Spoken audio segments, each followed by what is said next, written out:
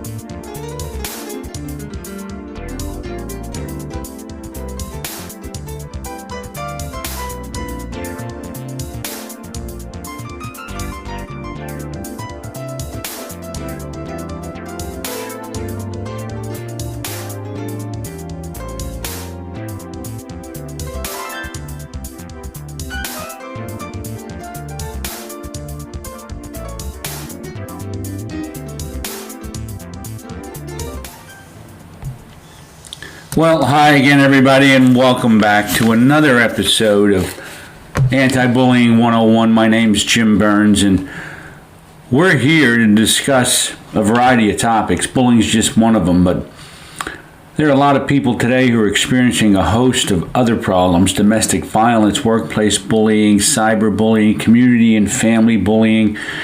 And often when I speak to people, I discover that they seem to be having trouble with the people that are the closest to them in their life, like their parents or their siblings. People can become angry and bitter and just don't realize that there's a choice. And it can become just as easy to develop love, joy, peace, and patience as it is to be angry, bitter, and vengeful.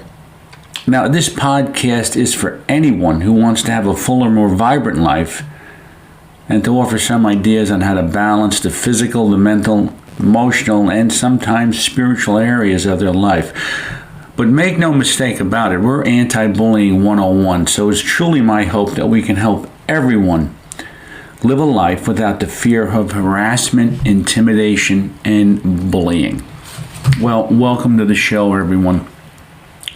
Now, the last time we were together, I covered a topic that was called, what if the Frankenstein Monster was really a nice guy? And it was a what if. And if you haven't listened to the episode, I'd encourage you to go back and take a listen to that. But one of the things that I shared was the idea that what we create, we have to control. We create children. We procreate. We have children that are born to us and born into our families. And if we can't initially control them, they end up, or teach them and help them understand the benefits of certain qualities in their life, they become an adult like Frankenstein did, that becomes even more out of control and becomes more of a nuisance in a home as a teenager than they could ever be as a contributing member of the family or the school or whatever area of their life that they're in at the time. It could be a job, it could be just about anything, a church, it could be a lot of different social venues. The point that I'm making is that we have to be aware of what our children need when they are younger. to help them become successful adults. Fredrick Douglas, and I'm going to have these quotes through in the episode description. He was quoted as saying, and I'm going to paraphrase it, "It's easier to build a boy than to mend a man. It's easier to build strong children than to mend broken ones." And I couldn't agree more. Because as what happened with Frankenstein, he was created, but he was a monster, and they could not repair, they could not mend him. As with children when they're younger, we don't encourage certain behaviors that are necessary for lifelong success. We don't hold kids accountable, so by default, we are giving them the impression that we might agree with their behavior. And oftentimes you can find parents who are at times intimidated by their own children for a variety of reasons. And you could find teachers that are afraid of students in their classroom, and those kids end up controlling the class, and the ones that the parents are afraid of control the home.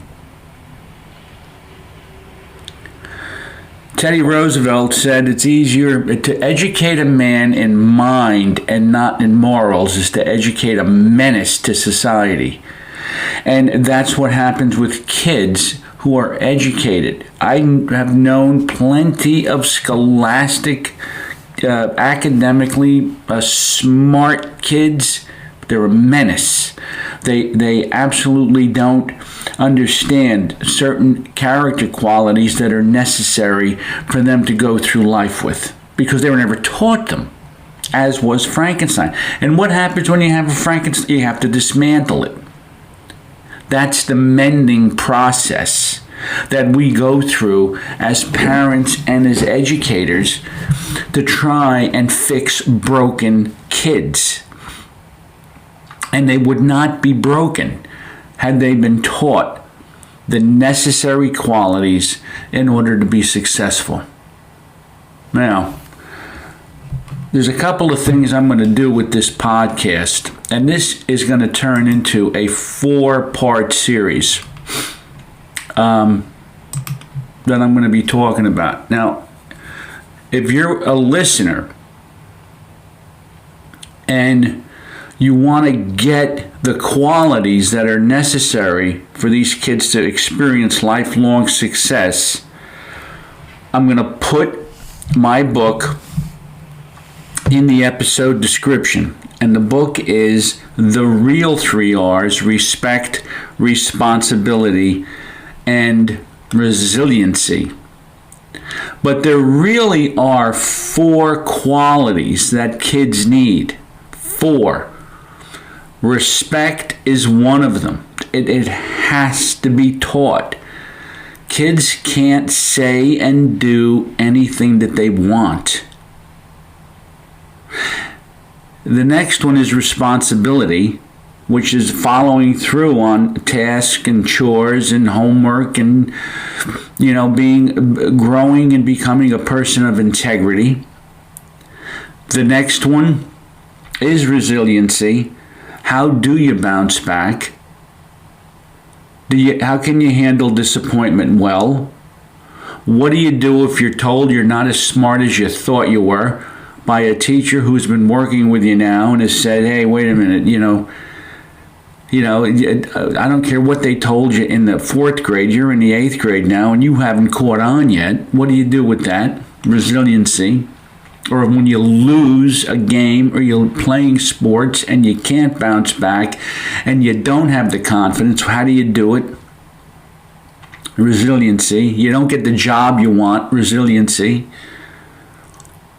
And there's the 4th one that we all forget about and nobody wants to talk about, and it's the white elephant in the room. And that is that. But it's actually the 800-pound gorilla in the room, and that is, I used to say obedience, I now say compliance. You got to do what you're told when you're told to do it. Those are the qualities that are, and it doesn't mean you got to agree with it. Those are the qualities that are necessary if we want to build strong children. Remember, we want to build, not mend. We want to build, not mend. That's the title of this podcast. Let's build and stop mending.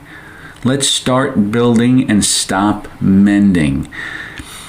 And you're going to discover a great deal of information in this podcast. And if you're smart, you'll keep listening each week because I'm going to be sharing.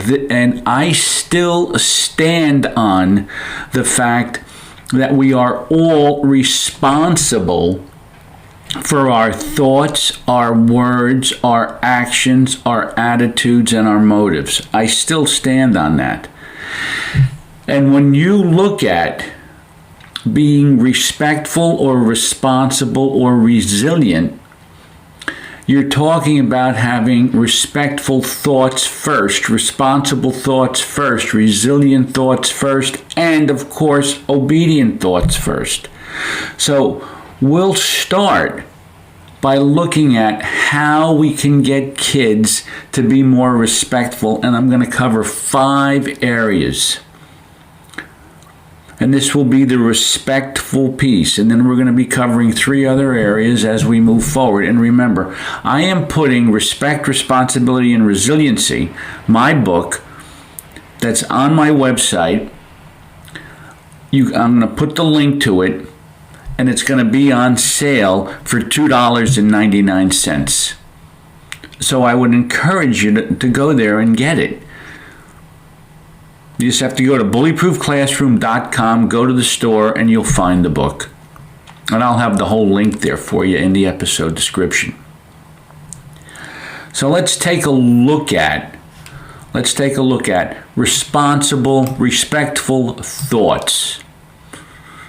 And when you think of respect,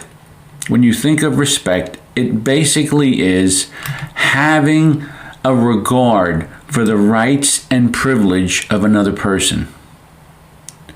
That's what respect is. You have a high regard for the rights and privileges of another person.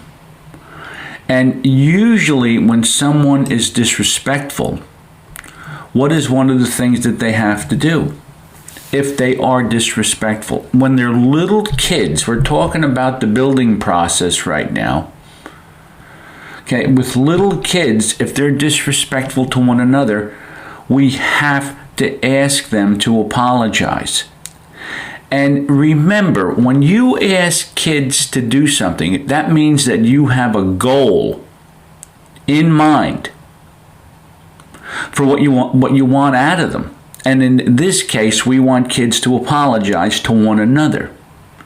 Now, let's just say 2 kids are acting up, and one of them is rude to the other one.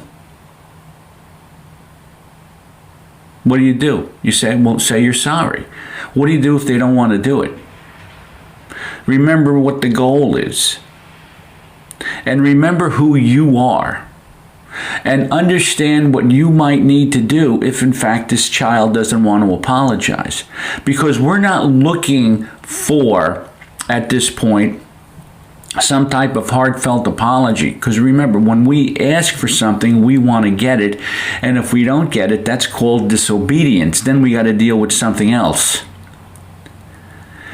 Raising children is not just, a matter of they're there. There's a teaching process that's involved for parents and for teachers when they get kids to school in terms of respect. If you want that child to do what it's told to do, you have to think about your relationship with that child up to that point.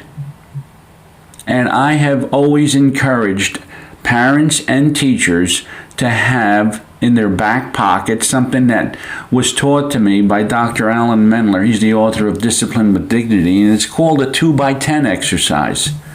2 minutes a day for 10 days straight, have a conversation with your kid like he was your best friend or she was your best friend. And do this with your own children at home.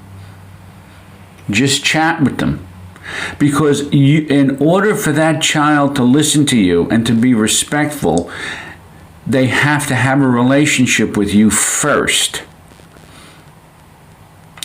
That relationship will get you where you want to go. That'll help you reach your goal. So when you say to this child, hey, you have to apologize, they'll do it. And if you have a strong relationship with your child, what'll happen is they will do what they're told to do. They'll do it because of the fact that they respect you first. That's what'll happen. And if you're respected, they will do what you ask them to do. And how do you earn that respect? You follow through on discipline. You practice something that's called rules and regulations and compassion and understanding. You do that. You make sure that they understand that you make the decisions in the home or in the classroom. Not that you're not going to listen to their input, but what you're going to do is you're going to make the final decision. You'll have final decisions. You make sure that they understand that they do have choices in some areas, but in order to get choice, in order to earn choice, what you have to do first is be compliant and respectful. That's how you get kids to become respectful. You offer them things. You make sure that they understand that they'll get something for their behavior, because that's the most tangible thing that kids can understand. That they're going to receive something, a privilege or something in return for what they do when they're little. Because you're trying to teach them how to be respectful, and you want them within their private logic to have the thought that there is gain and loss with everything. That's how you begin to solidify in the child's mind respectful thoughts.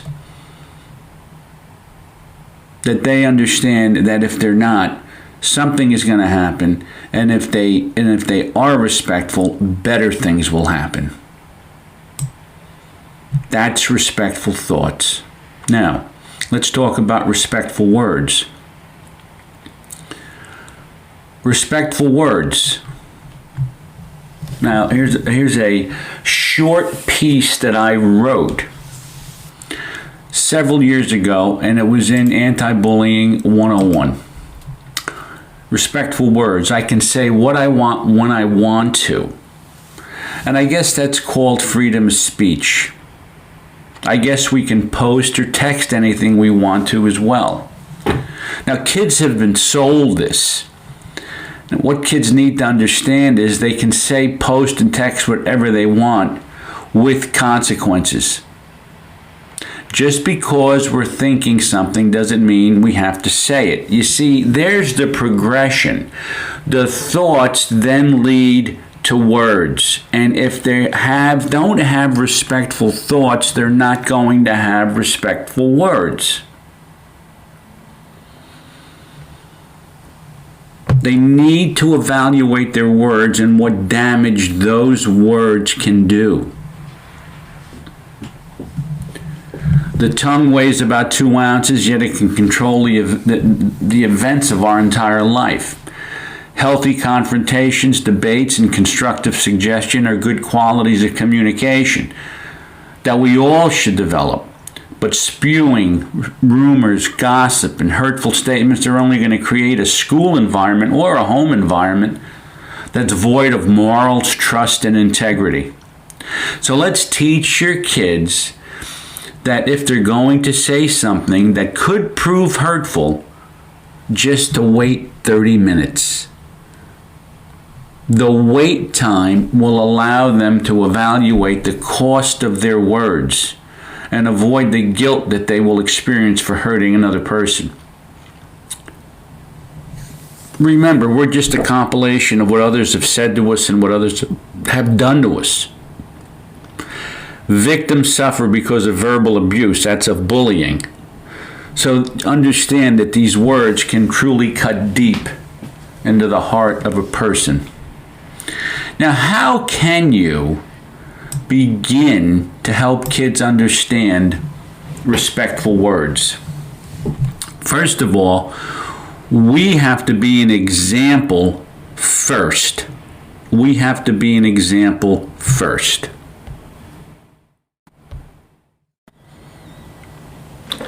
How can we be an example to our students and our children? Number one, let's teach our students the value of compliments and practice giving them freely yourself. And if you're a husband and a wife, compliment your spouse in front of the kids. So you become a model for respectful words. Encourage them in your classroom, both student to student and student to teacher. You know, I've seen situations where a kid could say something to another child in the classroom, or maybe to a sibling, and nothing happens. But if the same thing gets said to a teacher or to a parent, the kid gets thrown out of the room. Respectful words are necessary between kids as well. So if a kid disrespects us as an adult with their words, they're held accountable, but they should be held accountable when they're disrespectful to one another. If in fact you're a teacher and you're in a parent meeting, don't allow the child to be disrespectful to their parents. I've seen this before. I've seen it before, and it's not good. And guess what? When you stick up for that parent, you strengthen the parent-teacher relationship. Help your kids understand that spreading rumors and gossip and having drama and all kinds of other things, either in the home or in the school or amongst friends, just does not work. Teach your students how to cooperate even when they disagree, and encourage them to learn how to disagree with the right attitude. And guess what? We're all going to have a bad day, but just because you're having a bad day, don't make everyone have a bad day. Kids will come in, they'll act up and so on. They'll say, I'm in a bad mood today. Well, that's tough. So am I. But I'm not going to take it out on you. I got a few things in here as I mull through some of the content that I want to share with you. We hear kids talk to one another all the time, and they use such profanity, it's almost unbelievable. There's a point where we have to say, hey, you know what, it's unacceptable. And we have to talk to kids about how they speak to one another and how they speak to adults, because oftentimes they start using the same language with adults, and it is just so disrespectful. Now, last story I'm going to share with you on respectful words, and that is, I call the deaf boy story. There were two boys who were brothers. One of the boys was deaf. They had a friend who hung around with them all the time, and this friend was like the biggest jokester on 2 feet, always telling jokes or making fun of someone or something. Now, one day the three boys were headed out of the house, and this jokester started to make fun of the way the deaf boy spoke. Well, the deaf kid couldn't hear, and the brother gave a half-hearted laugh, and they left the house. No harm, no foul. The deaf kid didn't hear, so no one got hurt. No one heard, right? No one heard except the deaf kid's father, who was reading the paper in the den. Now let's fast forward the tape. At the time of this incident, these two boys were sophomores in college. 2 years went by and they both graduated with degrees in business administration. They both went on the job hunt. This jokester had an interview with a large insurance company. He had to go through one more phase of the hiring process. He had to meet the vice president of the company. Who do you think the vice president was? The deaf kid's father. And the only perception that he had of this young man was that he made fun of his son. It cost him the job. See, people hear and watch. And you never know when you're going to need someone or something. And the things that are of our greatest desire of our heart are the things that will be withheld from us because of our past words or actions. Self-control is important. And as I shared, if your tongue, a 1-ounce body part, has more control over you than you have of it, it will cost you when you least expect it. So you never know. Respectful words. Now, how about respectful actions? Actions do speak louder than words. They do. And here we are. Thoughts lead to words. Words translate into actions. Kids get placed on the battlefield in schools during the school day because of their words and get pressured into taking action. And of course, it all starts in their head. The more that gets said, the more action has to be taken. And most of the time, these actions are taken out of impulse, leading to serious problems between two students, and sometimes students that are friends. And often what will happen is you have people setting up in schools bunkers because you have kids that are friends with one side and kids that are friends with kids on the other side. So my point here is always keep your pulse on the climate of your home, of your classroom. Listen, let me tell you something. In 1998, we had the Columbine incident in Littleton, Colorado. And these kids were Harris and Klebold. They were high school students. But let me explain something to you. You're going to tell me that those parents of those two kids didn't know that they had dynamite in the basement? These are the things that I'm talking about.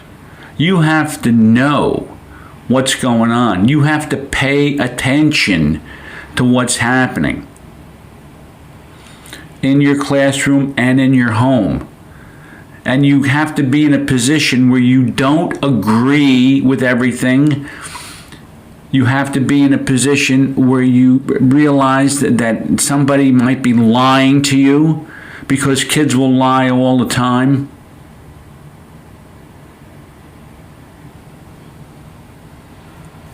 And sometimes when kids are not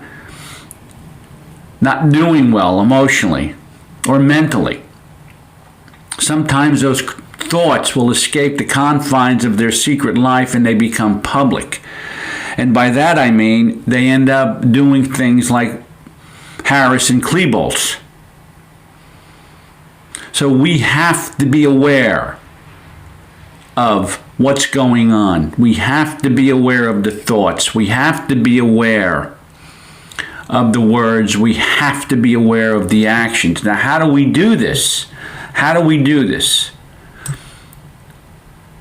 You got to help your kids understand that they have to approach every interaction with respect, whether they believe that the other person's behavior has earned that or not.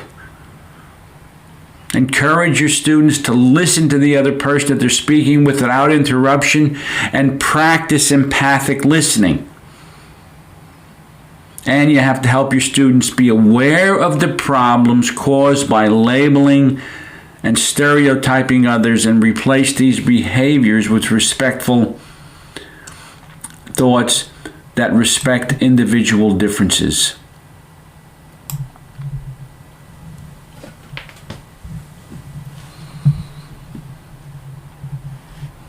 It's very important that we do this.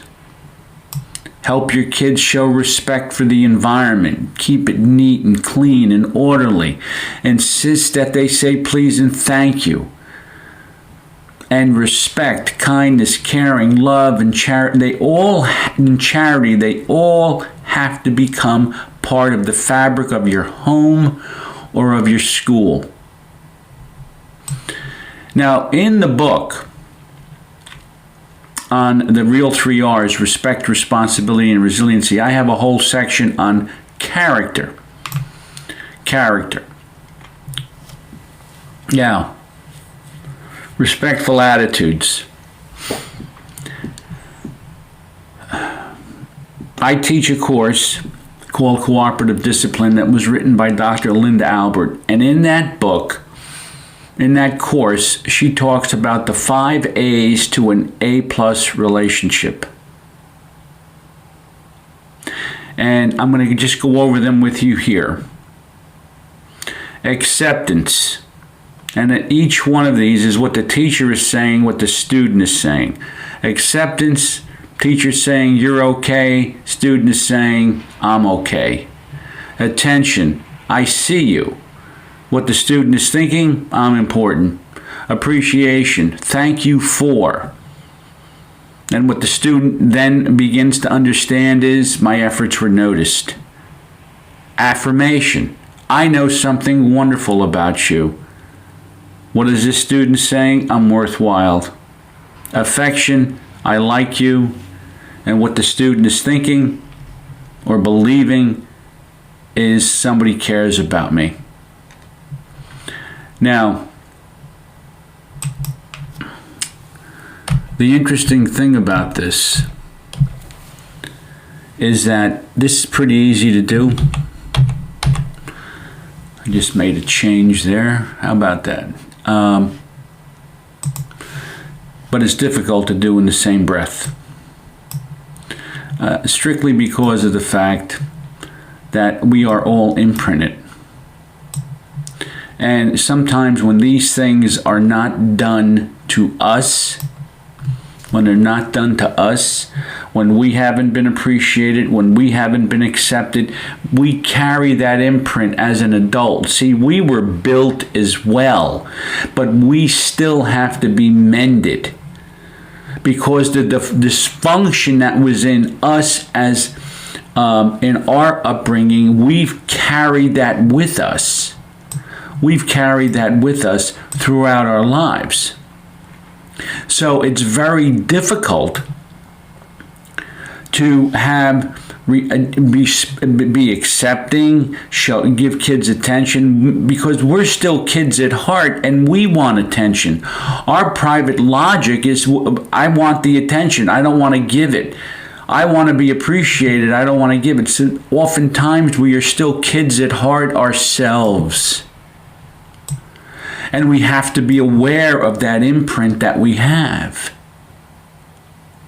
Because if we can become aware of it, and we can become selfless a little bit more, we will be able to communicate that to other people, and we can then, like I talked about in the very beginning, become far more generous with compliments and praise to others.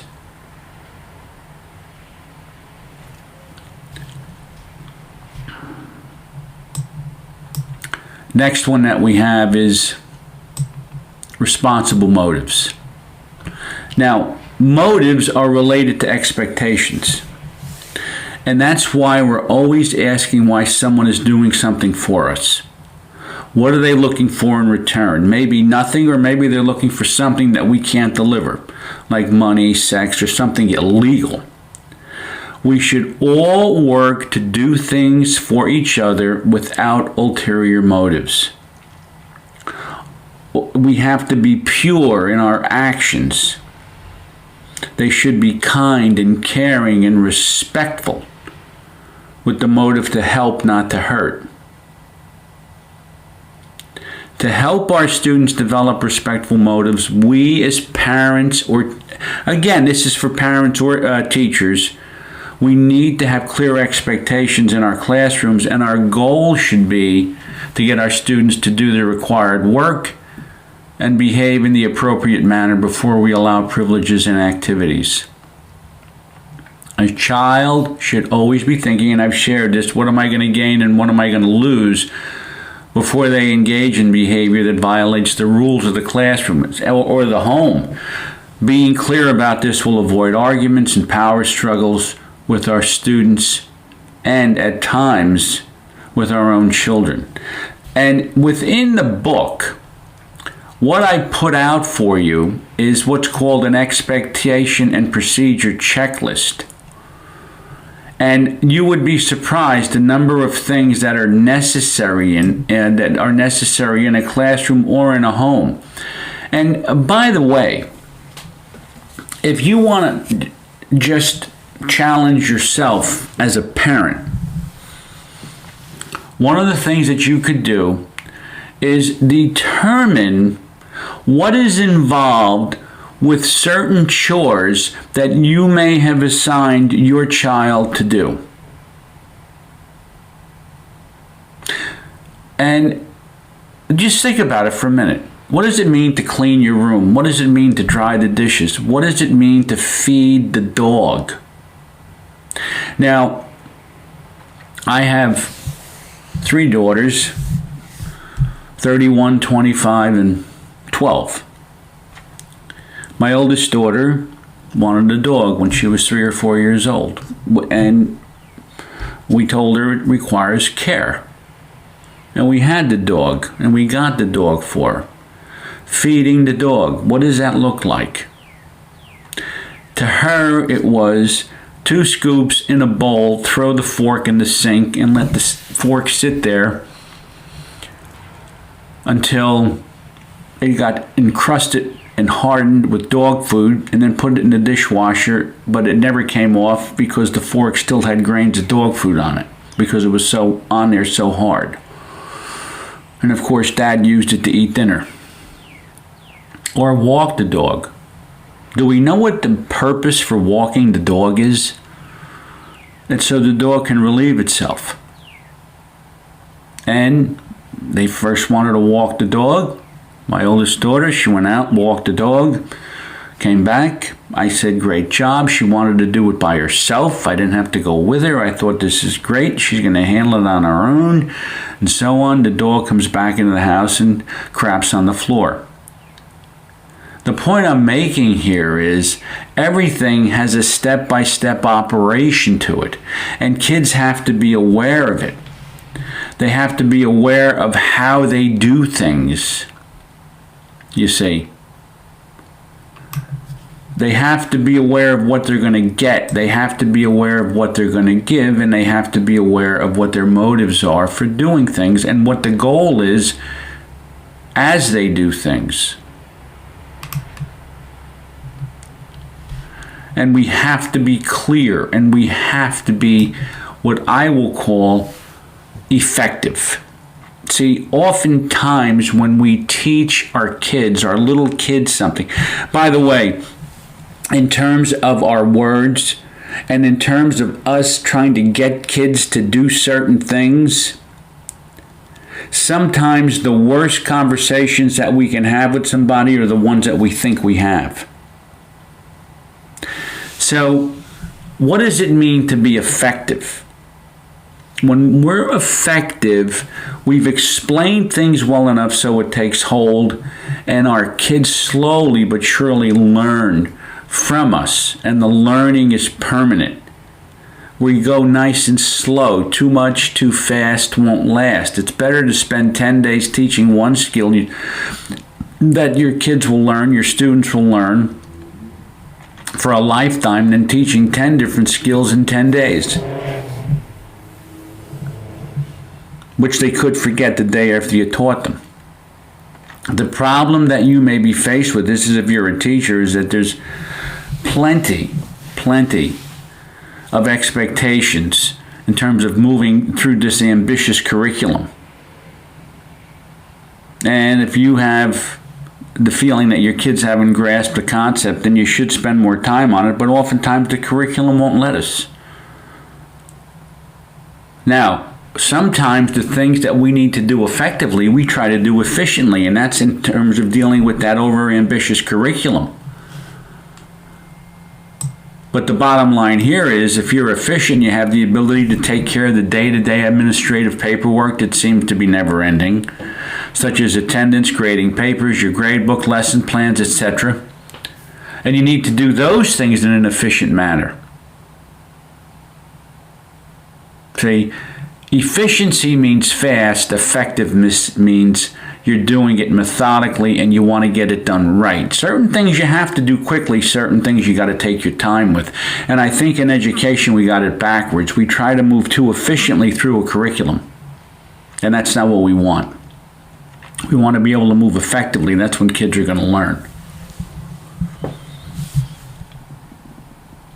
My name is Jim Burns. You're listening to Anti-Bullying 101. We're going over how we can build strong children rather than to mend adults. And we're gaining an understanding that if we just educate academically but not in character and morals, we're educating menaces to society. This is part one of a 4-part series.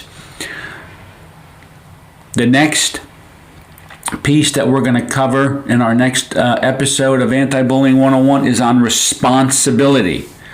Responsibility. And once again, we're going to be covering thoughts, words, actions, attitudes, and motives.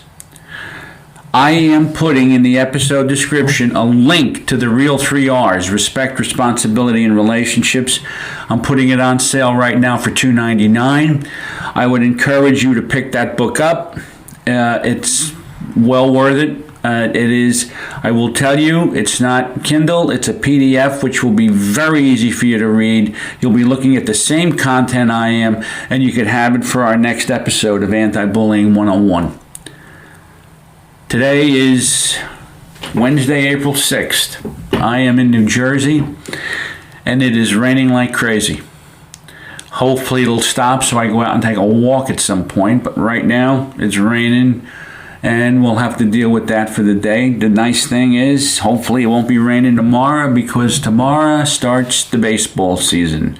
April 7th, I am a Met fan. If you're not, well, I'm sorry, but that doesn't mean we can't be friends. And I am your friend, and I thank you for listening to this podcast, this episode of Anti-Bullying 101. I thank my listening audience for all the time they spend with me. Even though I don't see you, I still want to let you know I love you all. Thank you once again for listening. My name is Jim Burns, and I'll see you in the next episode.